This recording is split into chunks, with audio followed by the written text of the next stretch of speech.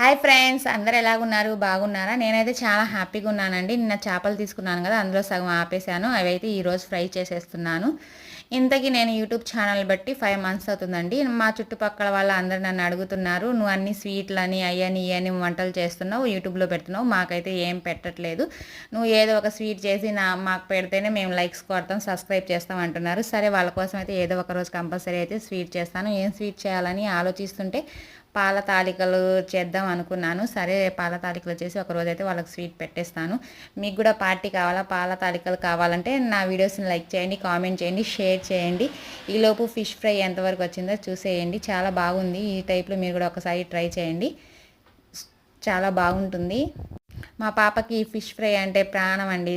Fish fry అని నా తల ప్రాణం తీసేస్తుంది. తన కోసమే చేస్తూ ఉంటాను. నేనైతే పులుసులో చేపలు ఎక్కువ ఇష్టపడుతూ ఉంటాను. Thank you for watching friends. Bye bye. Like and comment share. Thank you for watching.